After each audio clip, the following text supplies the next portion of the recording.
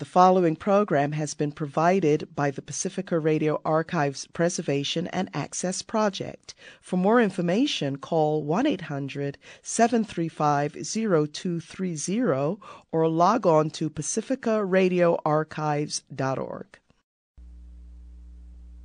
This is Colin Edwards. Santa Rita Prison is not a fortress-like structure. There are no high stone walls around it.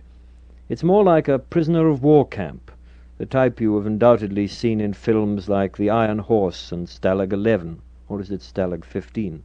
Anyway, there it is, the acres of long, low wooden huts, barrack-style, spread over the landscape for, it seems, a mile alongside a desolate stretch of freeway, and stretching back about a quarter-mile into the countryside. And as you drive by, you see the wooden watchtowers at intervals between the nearest line of huts and the barbed wire fence. I haven't seen anyone manning these towers at the times I have driven by, but they reinforce the prisoner of war camp feeling of the place, and mental pictures of Nazi soldiers with machine guns and searchlights ready to gun down prisoners running for the wire come automatically to one. This is over-dramatizing the atmosphere of the place, of course, but I've gathered that what goes on inside sometimes bears parallels with prisoner of war camps, or perhaps one should say camps for political prisoners in totalitarian states, for prisoners of war do have certain rights guaranteed them under the Geneva Conventions that are not granted to political prisoners. It was to see 3 of the prisoners at Santa Rita, Joan Baez, her mother, and Ira Sanpo, incarcerated there for 45 days for their non-violent sit-in at the Oakland Induction Center late last month, that a very distinguished visitor appeared on Sunday afternoon, January 14th, a day of heavy, low, grey clouds and scatterings of rain. Despite this rain, a large crowd of sympathizers, a couple of hundred I'd say, had assembled about 50 yards down the narrow approach road from the entrance gate to greet Dr. Martin Luther King and demonstrate their support for Miss Baez and her fellow prisoners. After spending over an hour inside, Dr. King spoke to the vigilers outside.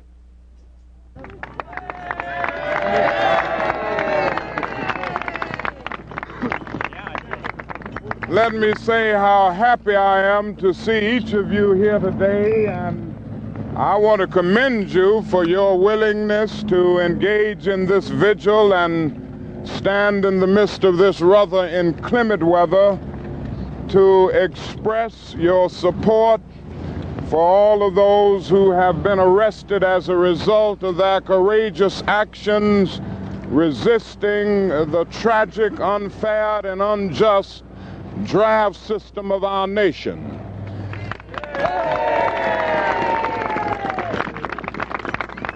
I've just had the opportunity of visiting my very dear friend, Joan Baez, her mother, and our dear friend, Ira Sanpo. And they all send their greetings and their best wishes to you. And I might say they are in good spirits. You know, when you go to jail for a righteous cause, you can accept the inconveniences of jail with a kind of inner sense of calm and an inner sense of peace. And this is the way they are accepting that experience. Amen. They have supported us in a very real way in our struggle for civil rights, our struggle for freedom and human dignity all across the South. And I decided that in a way, or rather as an expression of my appreciation for what they are doing for the peace movement and for what they have done for the civil rights movement, I would take time out of my schedule to come out to see them, to visit them, and let them know that they have our absolute support. And I might say that I see these 2 struggles as one struggle. There can be there can be no justice without peace, and there can be no peace without justice. People ask me from time to time, aren't you getting out of your field? Aren't you supposed to be working in civil rights? And they go on to say the two issues are not to be mixed. And my only answer is that I have been working too long and too hard now against segregated public accommodations to end up at this stage of my life segregating my moral concern.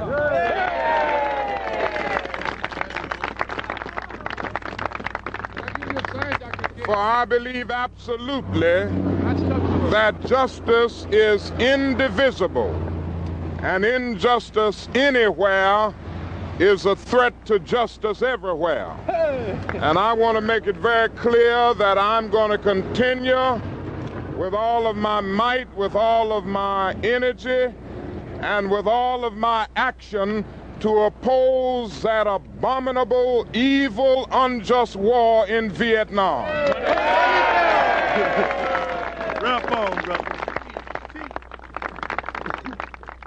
Now let me say this. I see some very dangerous trends developing in our country. Trends of oppression and repression and suppression.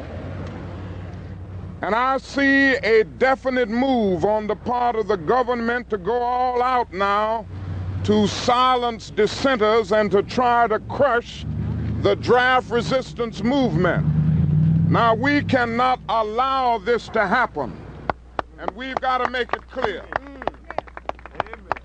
We've got to make it clear that to indict a Dr. Spock or to indict a Bill Coffin and the other courageous souls that have been indicted will mean indicting all of us if they think that this draft resistance movement is going to be stopped. There you go. Talk a little while. And let us continue to work passionately and unrelentingly to end this cruel and senseless war in Vietnam. I don't have to go through all of the things that this war is doing to corrode the values of our nation. Suffice it to say that the war in Vietnam has all but torn up the Geneva Accord. It has strengthened the military-industrial complex of our nation. It has exacerbated the tensions between continents and races. And the war in Vietnam has placed our country in the position of being against the self-determination of the Vietnamese people. And then it has played havoc with our domestic destinies. And I can never forget the fact that we spend about $500,000 to kill every enemy soldier in Vietnam, and we spend only about $53 a year for every individual who is categorized as poverty-stricken in our so-called war against poverty, which isn't even a good skirmish against poverty. And I say that there is a great need for a revolution of values. And I say to you in conclusion, that we must continue to stand up, and we must continue to follow the dictates of our conscience, even if that means breaking unjust laws.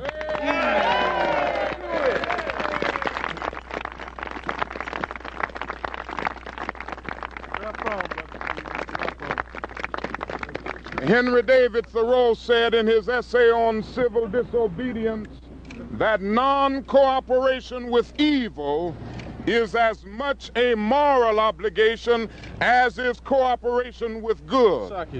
And I do not plan to cooperate with evil at any point. Somebody said to me not too long ago, Dr. King, don't you think you're hurting your leadership by taking a stand against the war in Vietnam? Aren't people who once respected you going to lose respect for you?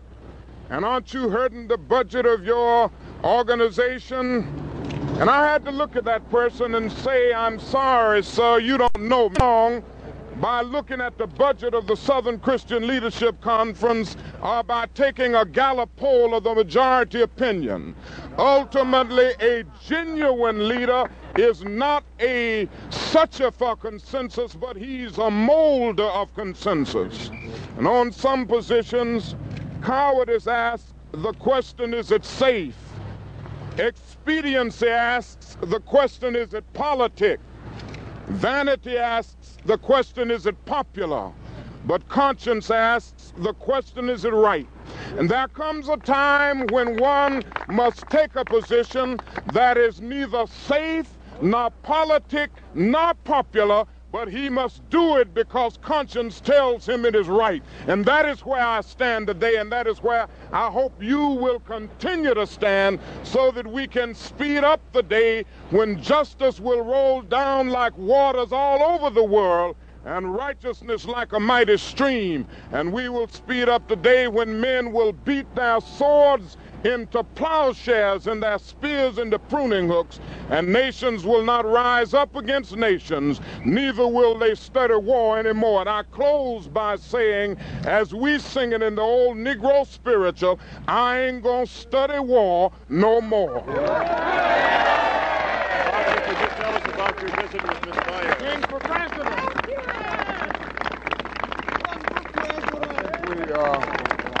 Yeah, they want to ask you questions. Where you want to go? Ms. King, to find out something about his visit with Joe Baez. We had a very... Can you hear? Can that go through in the music? We had a very fruitful visit with Miss Baez. The visit was mainly to express our support to her for her courage, for her willingness to stand up and face suffering and sacrifice in order to make it clear that the position of our administration is totally wrong in Vietnam, and in order to make it clear that war should cease and people of goodwill must work to bring about an end to war everywhere. Do you anticipate any attempt to get her out before her time is served? No, they don't know about that. They are supposed to be getting out on the 2nd of February, I think they said, and they have no knowledge of any attempt to get her out any earlier than that. Dr. King, could you explain what you're quoted as saying, that you're now for escalated nonviolence? What did you mean by that? Well, I made it very clear that the anger of our ghettos is very extensive, the bitterness is very deep, and in order to give that understandable anger a kind of creative and constructive channel of expression, we've got to escalate nonviolence to the point that we make it much more militant, much more demanding, and much more insistent, even if it takes on the dimensions of civil disobedience. I feel that nonviolence must now be strong enough to be an alternative to riots on the one hand, but also an alternative to timid supplications for justice on the other. Dr. King, will you clarify once and for all the reported statement that you have said that Adam Clayton Powell is the only man who can now save the nation? Well, I tell you, there's so much confusion about what Mr. Powell said concerning my statements to him and my visit with him, that I would rather not make a comment until I've talked with him, because the press has reported certain things attributed to Mr. Powell that I never said to him, and I don't want to get in a public debate with him about what I said to him. I'd rather talk with him about that privately. Well, in your version, what is your version of this conversation? Did you say anything like that to him? I don't know anything about any statement like that made to Mr. Powell. What did you say, sir? Oh, we talked about many things. I was there to get a few days rest and spent a good deal of my time in Bimini talking with Mr. Powell. I didn't go there for that specific purpose, but after getting there and running into him, I did talk with him a good deal. We talked about the movement. We talked about, and I mean the civil rights movement. We talked about his unjust dismissal from Congress, and I do think that was a grave injustice. Not only a slap having to face Mr. Powell, but to Negro people generally. But some of the other things that he stated, at least as I have seen them in the press, are things that I never said, and I don't want to say anything about it until I've talked with him, because it could have been misquoted. Did you invite him to speak in Atlanta? Yes, we did talk about that. When he told me he was coming to California, I mentioned to him that it would be a good thing for him to stop and preach in my pulpit in Atlanta, but we didn't get a chance to get back to that, so that it didn't work out. Mr. King, sins, that was the reason for coming to Bimini, that you had pressed nonviolence past the breaking point, and you had alienated the masses, the black masses. Well, there again, I wouldn't want to get in a debate about this. I did not go to Bimini to confess any sins. I went to get some much-needed rest that the doctor demanded that I get, and I just ran into him in the process. I am more committed to nonviolence than I have ever been in my life, because I think it's the only answer to this very difficult problem. I have seen statements where Mr. Powell said I was ready to discard nonviolence, and I don't know where in the world he could have gotten that impression. As far as alienating the masses of Negro people, I think we would have to look at what is happening and face the fact that polls reveal, both the Harris poll and a recent poll by Fortune magazine, that from 88 to 90% of the Negro people of America feel that my approach to the problem is the best answer. Fortune just came out last week, where 88% of the people felt that my approach was the best approach in dealing with the problem, and 92 said they trusted my leadership more than anybody else. So I think that would be the answer, rather than saying that I've alienated the masses of people. Dr. King. I'm going right back to Atlanta, Georgia. What do you plan on doing back there? I'll be there in a 2-day workshop with my staff and give them their marching orders, so to speak, to go into 15 communities where we will be mobilizing people by the thousands for a massive mobilization in Washington on the question of jobs and income, and we plan to begin in April. But we will be meeting for 2 days, tomorrow and Tuesday, going through our whole program and techniques of organization and action, so that they can move into these communities and get to work.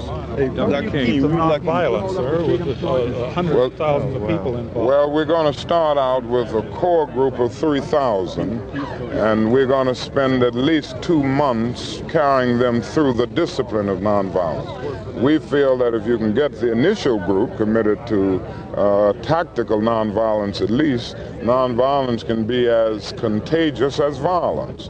The main thing is to get your core group committed, and this is why we're going to spend at least 2 months training them in the discipline of nonviolence. How long will you stay in Washington, D.C., sir? Well, we're going to stay until something is done about these conditions, these intolerable conditions. We're going to have certain specific demands, which we're working on now, and we're going to stay in Washington until we get an answer that we consider a meaningful, good faith, forthright answer to deal with these problems. Do you think there will be violence in Chicago this summer during the Democratic convention there?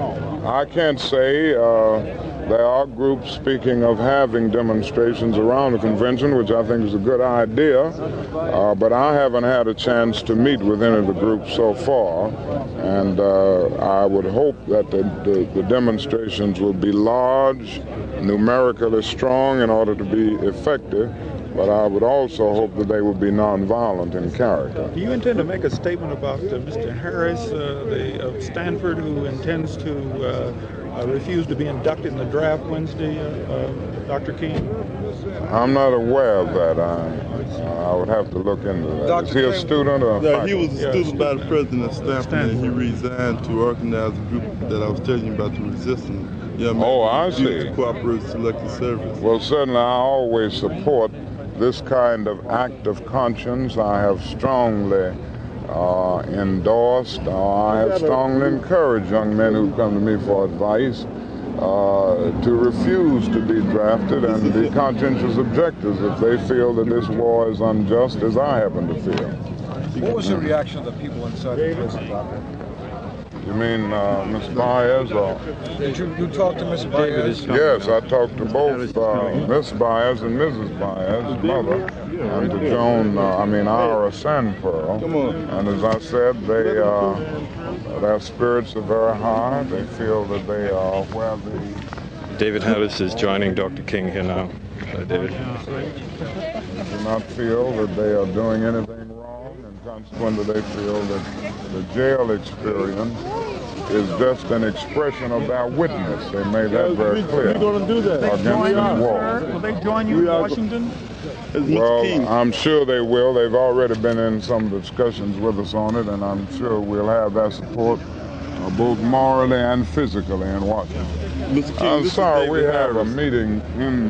Just a minute, yeah. David Harris. This is Mr. Harris. So glad to meet you. Oh, yes. You could make it Wednesday morning if you're still out here. Oh, I'm so sorry. We've got to leave shortly for Atlanta. I have a 2-day meeting there. But you know I'll be with you in my moral support and my concern. And I appreciate your courage. All right, give my love to everyone in Atlanta. You know Bob Brown there at Stanford? He's a very good friend of mine. He's doing Mr. King, good would things. you advise me to burn my draft card? I feel that if you... What do you feel about the war in Vietnam, the war in general? Well, I feel that you should definitely, if you feel that it's unjust, that you should definitely refuse to serve. And I think Dr. King, just before you leave, only following would you like to hold an old friend? Oh, yes, Could you hold it yeah. up?